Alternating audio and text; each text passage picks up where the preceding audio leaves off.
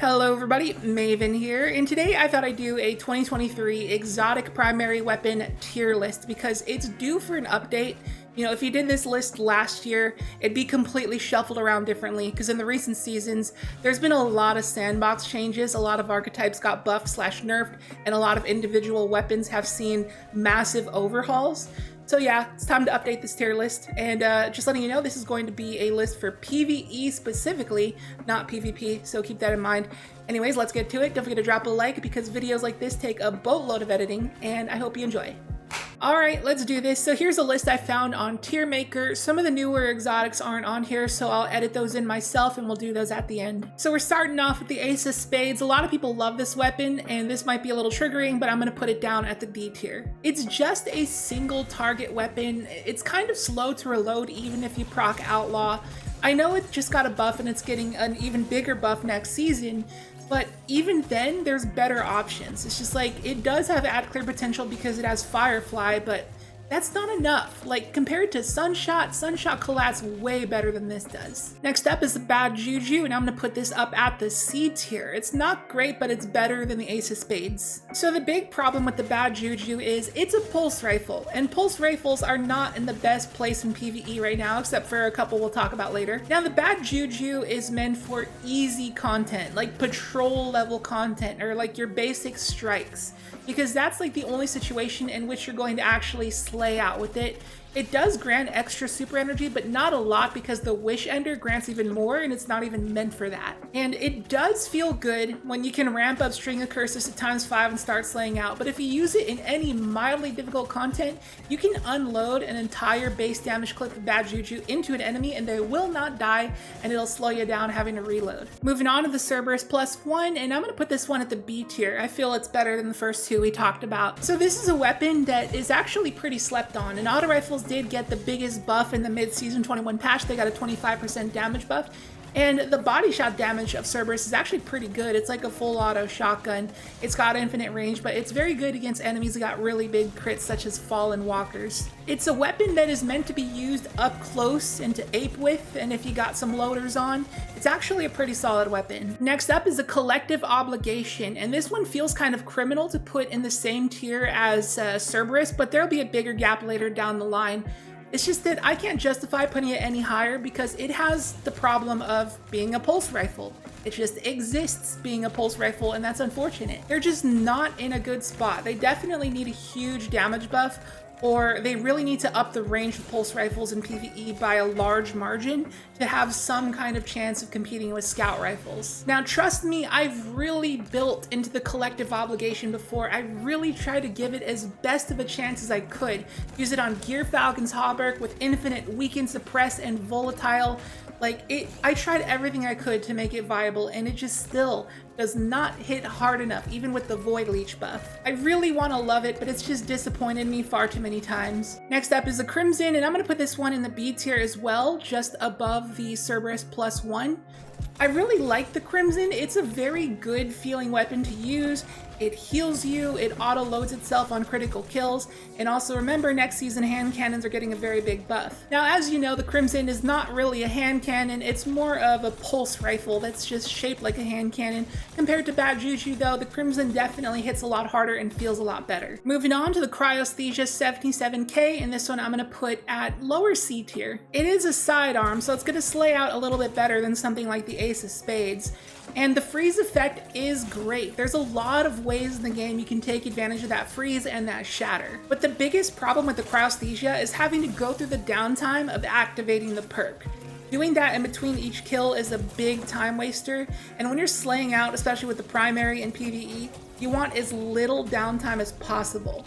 I always say this, but the best PvE primaries are the ones that don't have to reload at all or have to reload very rarely. So perks like Subsistence and perks that auto-reload the weapon are great. But when you have something like the Cryostasia where you have extended downtime between kills, it kind of suffers a little bit in the ad clear department. Next up, we got the Devil's Ruin. I'm going to put it in the C tier right below the Cryostasia because it has the same problem as the Cryostasia. The downtime in between each shot.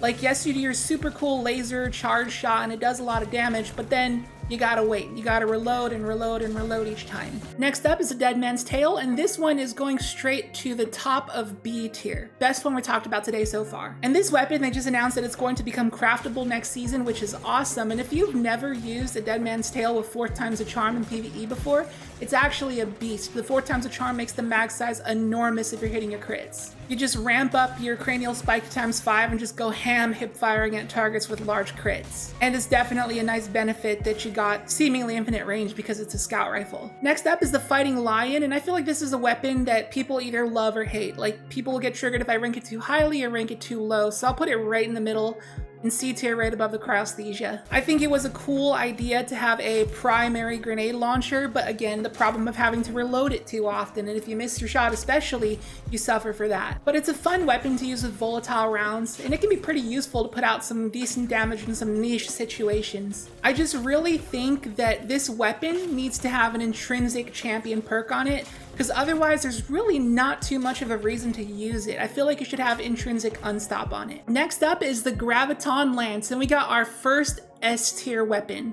This thing just got a huge buff recently, and if you have not tried it, you are missing out. And since the buff, I have used this thing for 1 week, and I have put over 20,000 kills on it. I'm not even kidding. I'll show a clip of my tracker. And yeah, it's because this thing slays out very, very hard. In very ad-dense areas, you just pop one little red bar and suddenly your little cosmology explosions go in chain reaction the entire room. And it's even better if you're using it on Void with volatile rounds on Gear Falcon's Hauberk, but I haven't been using it on that. I've been using it on Strand Warlock with the Cerberus Facade, and it's still been insane. Like, I'm telling you, you need to try this weapon out. It's quite possibly the best primary weapon in the game now. Moving on to the Hardlight, and contrary to our last pick, this one's going all the way down to the F tier. Now, the fact that there is no more match game anymore, Bungie took that away. Now, Hardlight's perk to change its element is far less useful than it used to be. So it's pretty much just a normal auto rifle. It just happens to do 40% more damage because it's an exotic, but it's just a normal auto rifle now, and there's no reason to pick it over anything else. Next up is the Hawk Moon. I'll put this one at B, right below the Dead Man's Tail. Now this, I'll admit, is a very addicting weapon to use. Like, every time you use it, you get intrigued, you use it for like a week, and then you put it away and pick it up again months later. Like, if you have not tried the Hawk Moon in PvE before, I'm telling you, go to your vault right now, pull it out, and go and test it.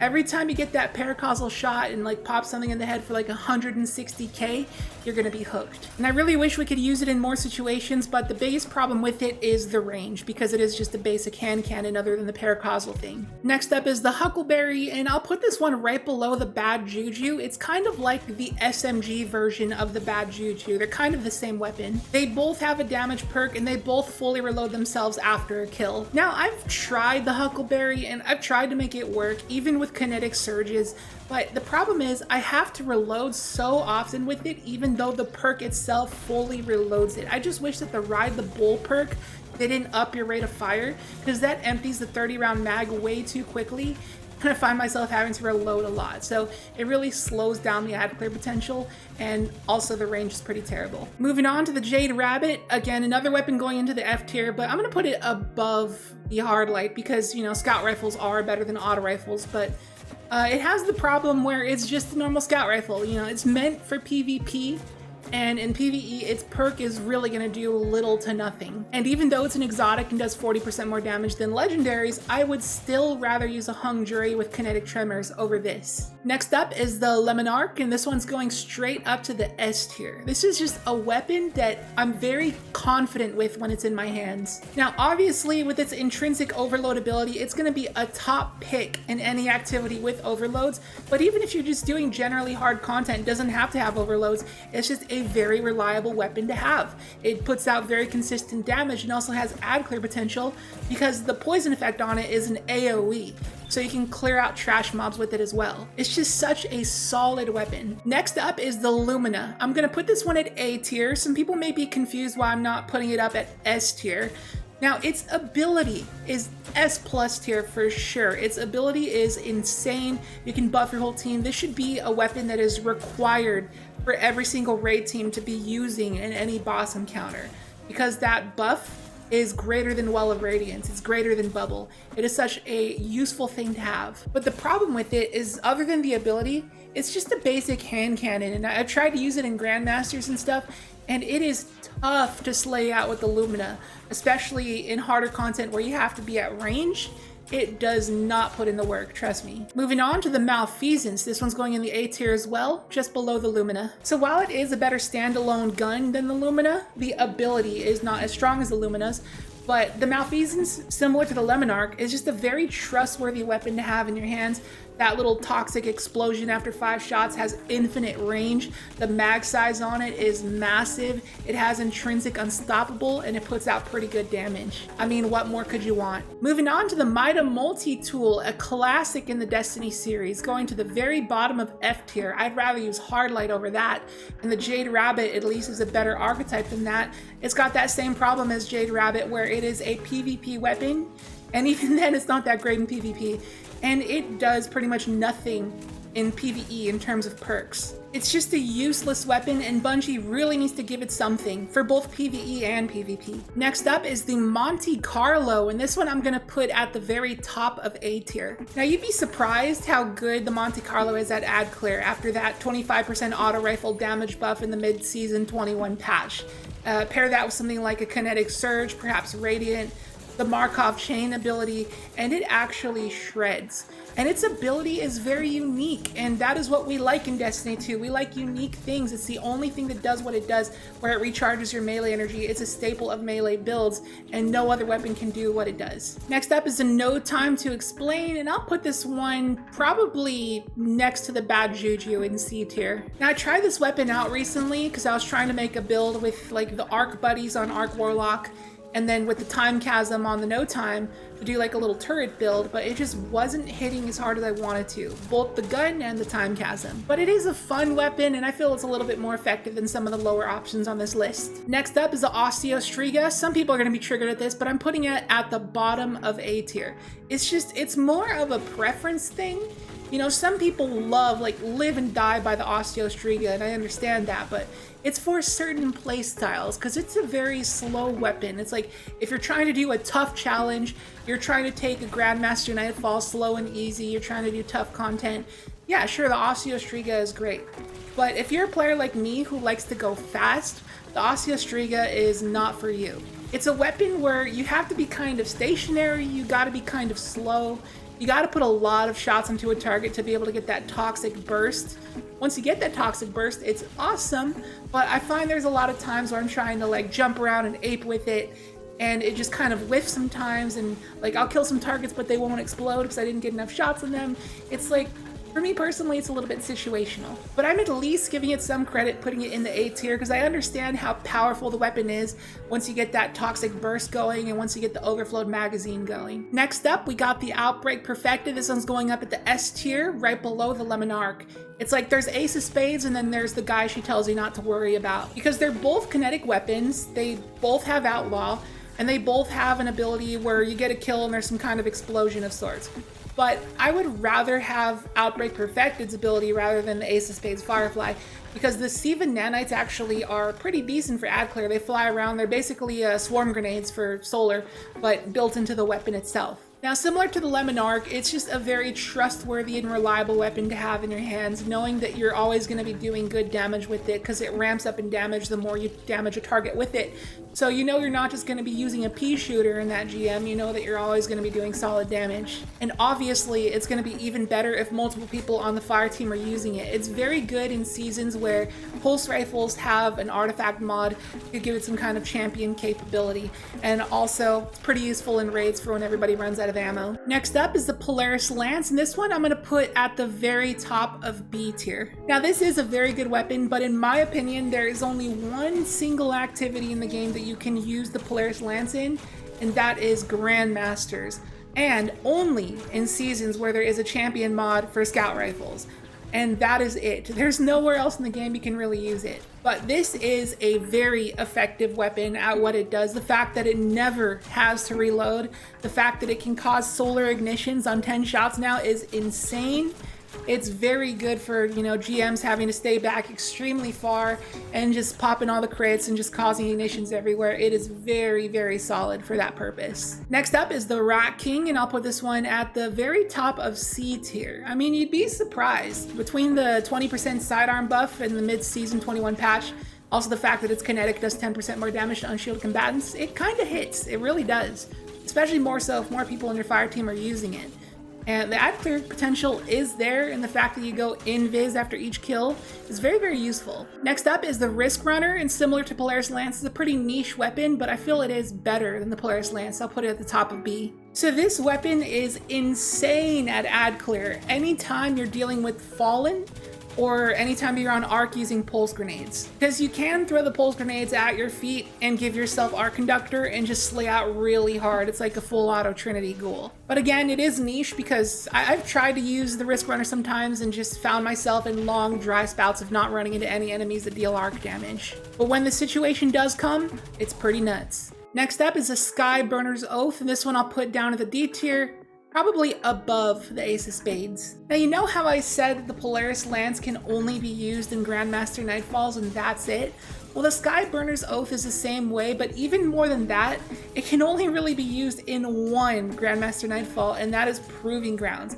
And that is literally the only situation in the game in which you would pull out the Skyburners Oath. So I did a build video a couple months ago with the Ophidia Spade, Infinite Throwing Knives, Gunpowder Gamble build, and in that video I showed how one throwing knife plus one hip fire from the Skyburners Oath can cause a solar ignition, but even at that point I still prefer to use the Monte Carlo in that video just because of how boring and slow the Skyburners Oath is. It's just painful to use. Like, it does what it does, and sure, with the buff recently, it can cause solar ignitions, and I believe 7 shots, correct me if I'm wrong. But, you know, with all the help it's gotten, it just still is a very lackluster weapon. Next up is the Sturm, and this one I'll put in the B tier just below the Hawk Moon. So the Sturm, if you use it for what it's meant for, I would put it up at the A tier. It is incredible when you have the perk. But, you know, when you don't have the perk, it's just a basic 120 RPM hand cannon. Now, if you've never used Sturm and Drang in PvE before, it is definitely worth a try. You can overflow the Sturm's magazine to like 100 and something. I'll show a little screenshot from a video I did about the Sturm. And also, when you have the overcharge shots, they do so much damage, like a rapid fire sniper rifle. It's like your hand cannon becomes a rapid fire sniper rifle when it's overcharged. It is ridiculous as a primary when it's overcharged, but it's just, the downside of it is you have to pair it with the Drang. You gotta run double primary, and that is the big area where it suffers. Next up, we got the Sunshot, and this one I'll put all the way up at the A tier, just below the Monte Carlo. And I think we all know why I'm running the Sunshot this highly. It is an insane ad clear weapon, even after the deprecation of War Mine cells. You can just shoot one trash mob and it'll just incinerate the entire room. It's an insanely useful weapon to use in any activity with a lot of ads. And as I mentioned a million times already, it's a hand cannon, so it got a buff recently and it's getting another buff in Season 22. So this is definitely one you're going to want to use. Next up is the Suros regime, and this one I'll put at the very top of D tier. It's just got the problem of being an auto rifle. If you use it in the 360 RPM mode, unfortunately that's one of the worst archetypes in PvE.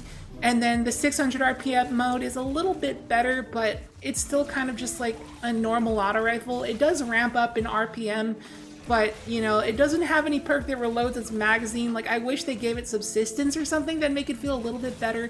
It's having to reload it so often, and its perk healing you sometimes is kind of a mediocre ability. Next up is everyone's favorite, the Sweet Business. This one I'm putting at the very top of A tier. Even despite the fact that you have to use it with Actium War Rig, it's still top of A tier. If you could use it on any class, it would easily be in the S tier. If you have not tried the Sweet Business after the 25% buff last season, plus the every 10th round explosive shot buff this season, you definitely gotta try this weapon out. It is a beast. I was using it in Grandmaster Nightfalls and I was shredding with it. Like, I was maining this thing the entire time. Like, I barely even used my special or my heavy.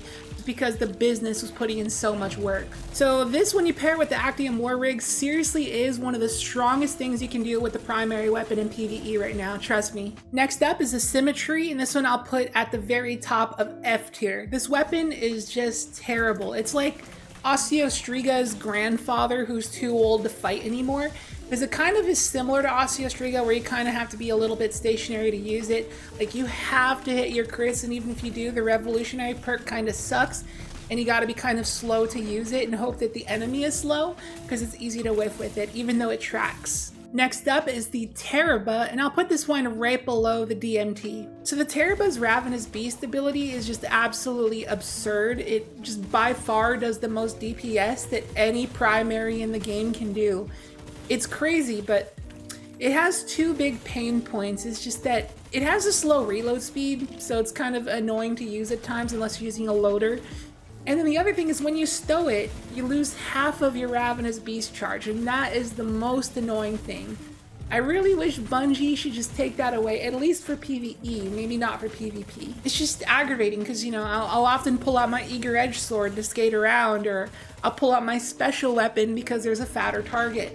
And then I'll end up losing my Ravenous Beast charge. Like, the fact that you have to just have the Teraba out at all times and just main that thing and not switch off is kind of a pain point. But when you proc that Ravenous Beast, it shreds harder than a machine gun. And next up is the Thorn. Now this one I'm going to put at the B tier, right below the Risk Runner. And after the buff next season, it'll definitely jump up to the A tier. So if you haven't used Thorn after the Season 21 hand cannon buff, it actually hits like a truck now, especially when you have Soul Devour online.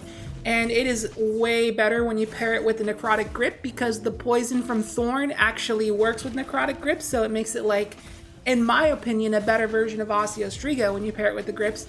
And even more so next season, it is going to be wild. Like, it is the hardest hitting hand cannon at the base level. Next up is the Takus Divination, and this one I'll put at the C tier, probably below the Rat King. So the Takus is a very fun and satisfying weapon to use, but it's not really a very good weapon per se. And I personally think because the Wish Ender bow has intrinsic anti-barrier and the Lemonarch has intrinsic overload, I think that the Takus should have intrinsic unstop. That'd be like the trio of bows. And you'd be surprised that its little hipfire heat-seeking tracking mode can be useful in some niche situations to hit some pretty difficult little targets.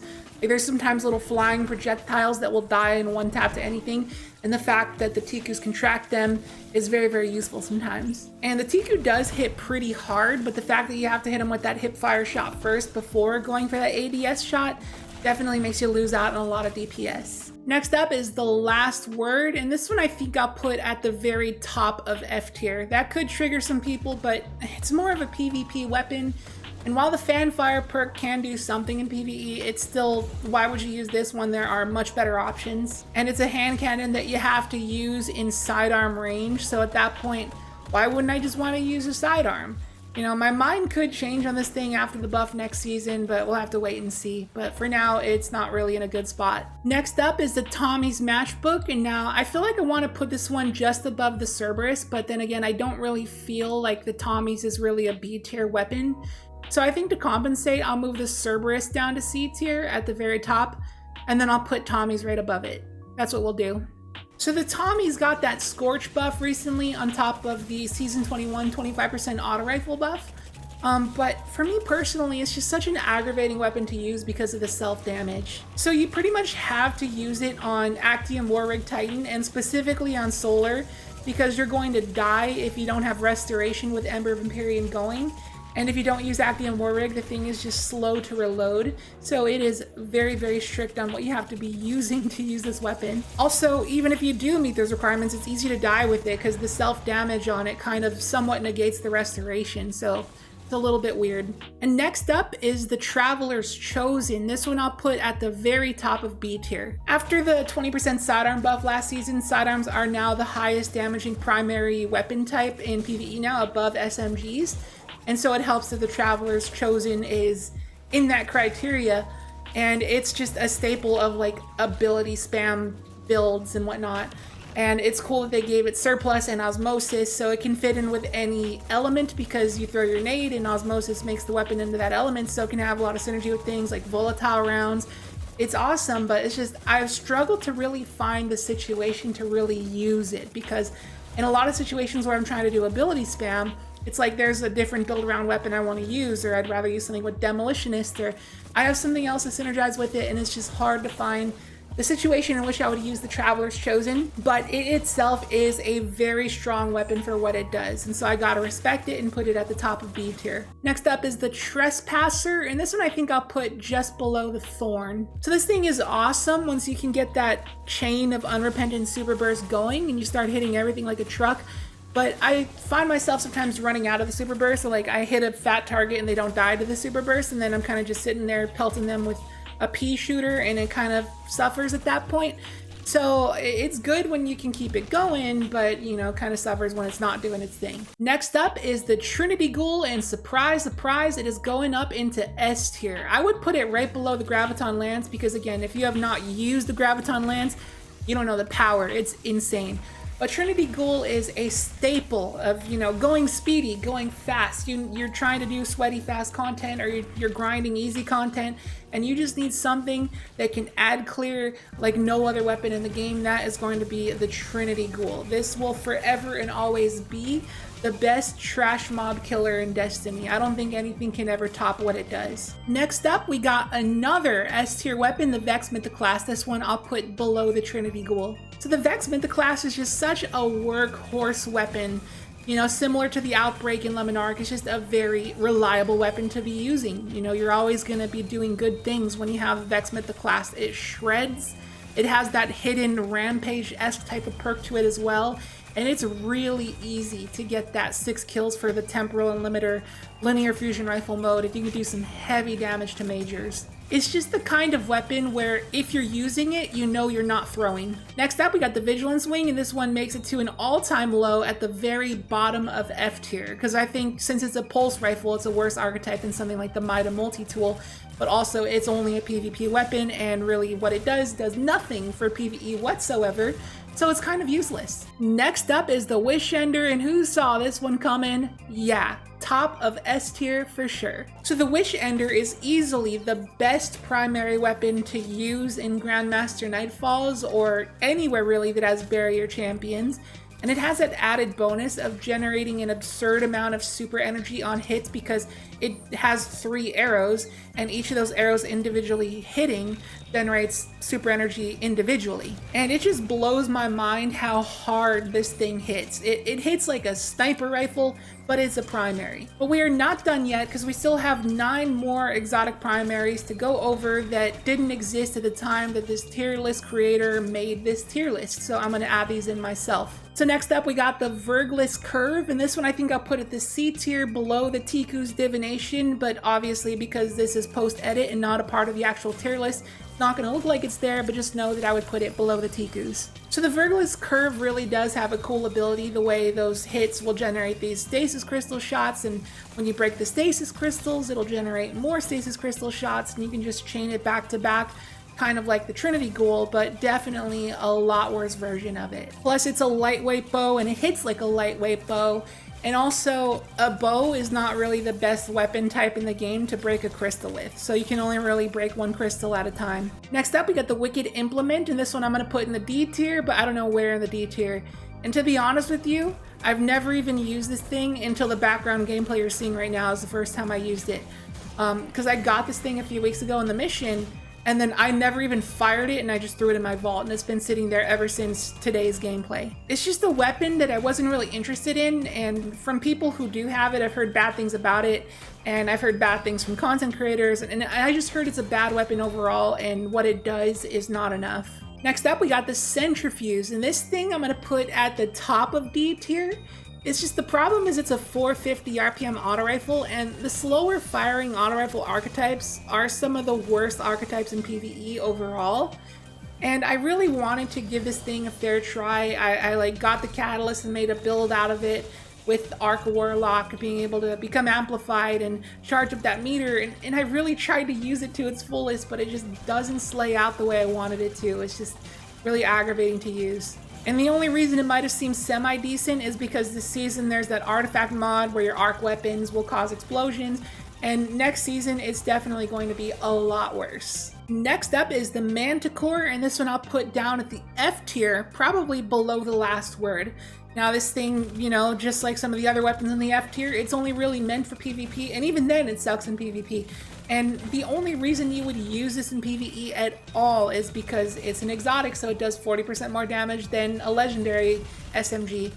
And that's its only argument, because you're not going to jump in the air with this. There's no reason to jump in the air with the Manticore, so it's kind of just a normal 900 RPM SMG that does nothing special. Next up is the Final Warning Sidearm. Now some people might get triggered at this, but I'm going to put it at the S tier, right below the Trinity Ghoul. Now if you haven't used this thing on a Strand Suspend build, I urge you to do so.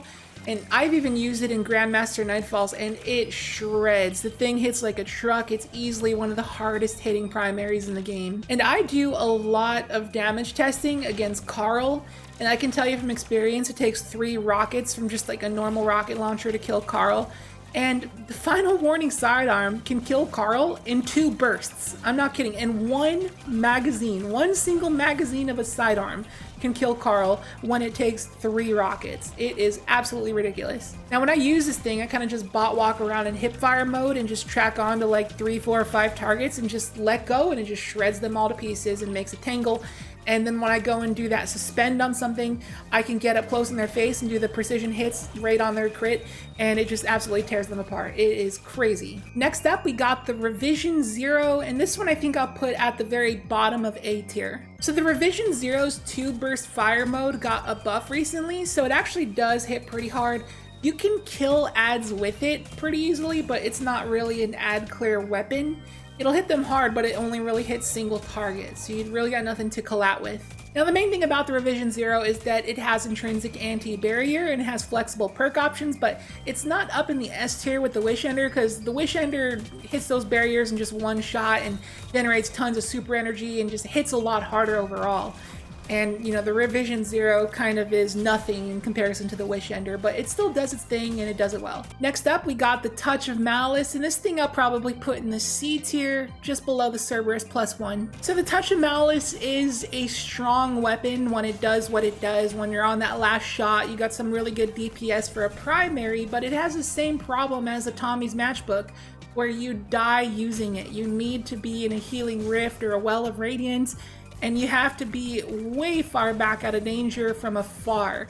And that's definitely not my playstyle personally. I don't really play Warlock and PvE much, and I like to get right up in the enemy's face. I like to ape, and this is really not for me. I understand some people would like it, but it's just really situational. Next up, we got the Hierarchy of Needs, and we'll put it in the C tier as well.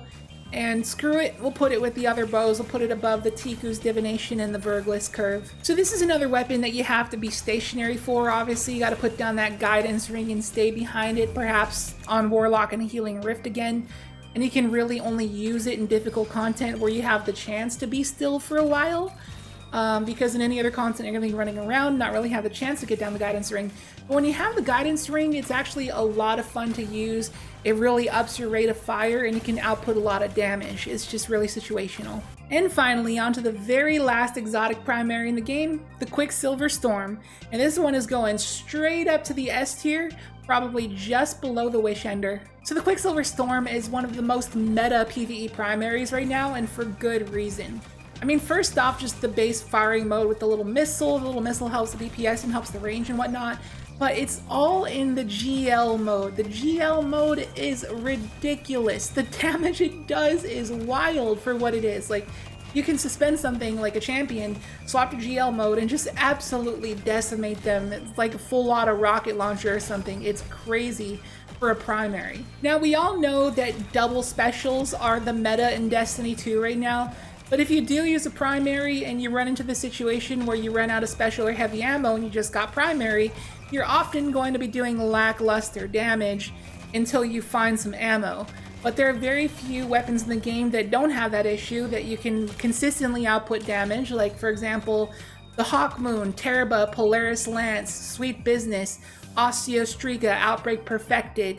Lemonarch, Wish Ender, but above all else, the Quicksilver Storm easily exceeds all of these by far, simply because of that GL mode. It's as if you have infinite heavy ammo at all times. It seriously hits way harder than it should. Don't tell Bungie. So that is going to wrap it up for today's tier list. Let me know in the comments down below, what did you think of it? Is there any weapons that I misjudged? Is there any that should be higher up or lower down? Obviously, some of my opinions on especially the hand cannons could change next season after the next buff, and I really feel that pulse rifles are the next weapons that need a big buff because they are suffering. So that's going to do it for this video. Thank you so much for watching. I hope you enjoyed it. If you did, be sure to hit the like button. I'd greatly appreciate it because videos like this take tons of editing. Just imagine all of the gameplay clips I had to do for these exotic primaries. And if you are new here, consider subscribing. Would love to have you here. And with that, I'll catch you in the next video. See you later.